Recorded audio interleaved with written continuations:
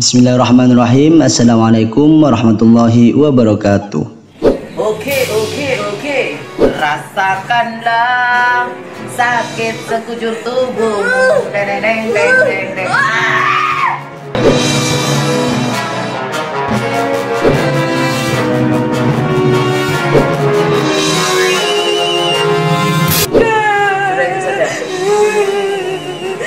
Jangan, tolong kembalikan. Saya sudah cerita semuanya. Belum.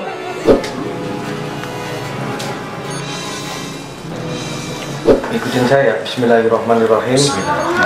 Asyhadu Allahumma sholli ala sayyidina Muhammad.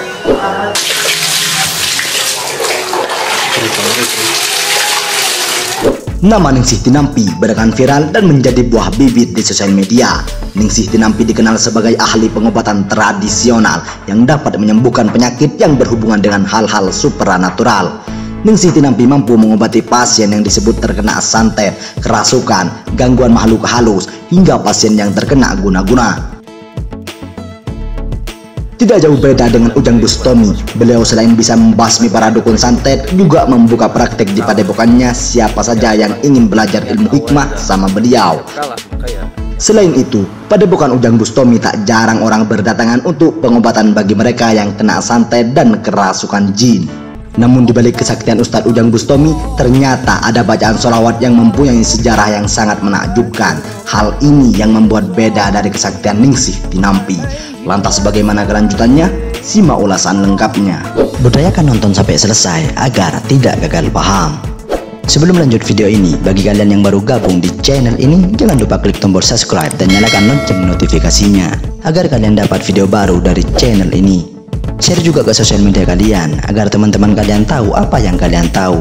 Ayo kita bagi informasi penting, berita aktual agar kita bisa memberi manfaat ke banyak orang di dunia ini.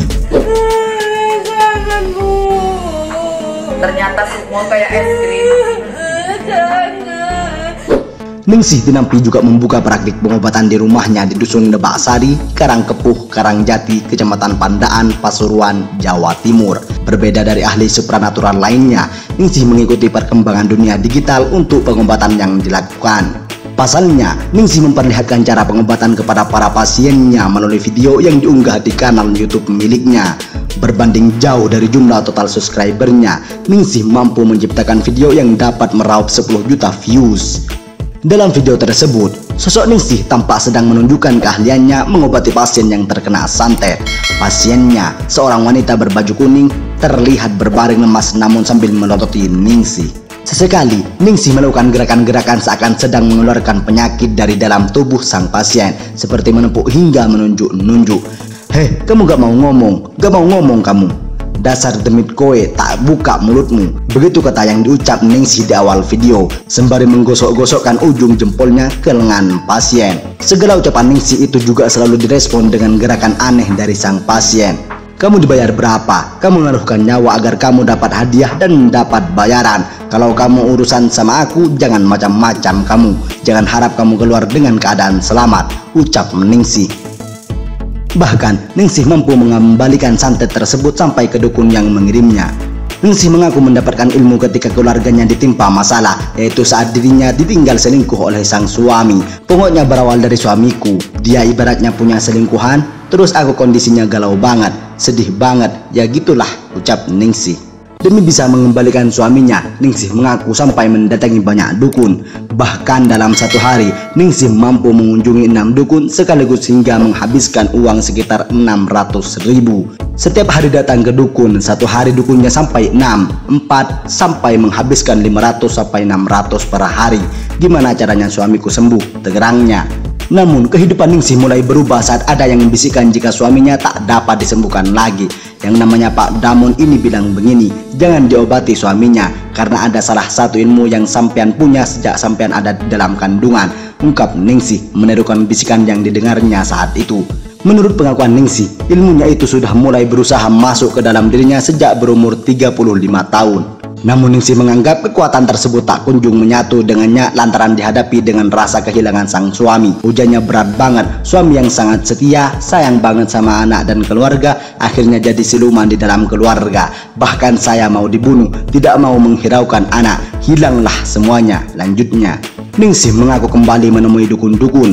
Katanya, dukun-dukun tersebut mampu memudahkan Ningsih mendapat ilmunya, yakni ilmu Al-Fatihah yang selalu digunakan sebagai doa penyembuh untuk para pasiennya. Ternyata kejadian ini menuntut saya ke dukun-dukun dengan tujuan supaya ada yang bisa membantu ilmu itu masuk ke badanku, tutupnya. Kenapa kamu tanya anak ini beri apa? Aku tidak pernah memberi apa-apa. Allah yang selalu melindungi anak ini. Siluman-silumanku kau beri apa? Ayo, Ren. Kenal aku untuk membunuh anak ini. Lu kok bisa? Emangnya kamu dukun dari mana? Tahu. Ya harus tahu dong, kenalan.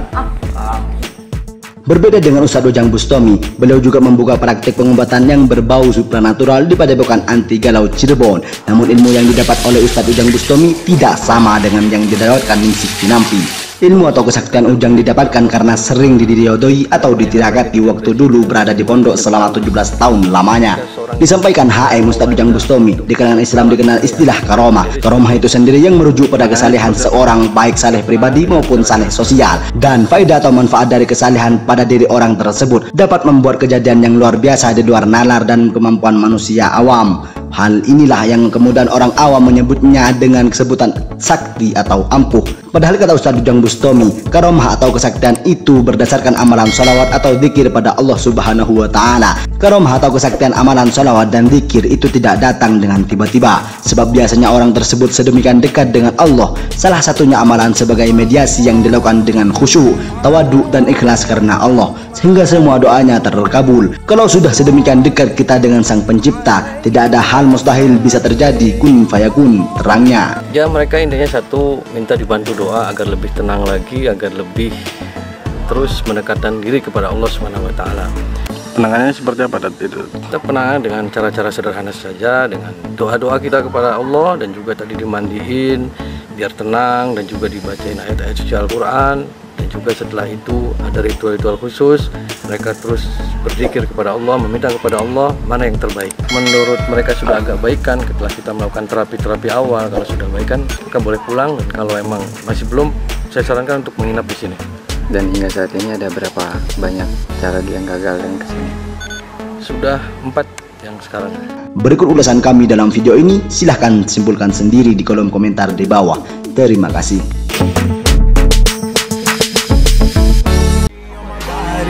Terima kasih semuanya telah menonton video ini. Jangan lupa subscribe untuk mendapatkan video selanjutnya dari channel ini.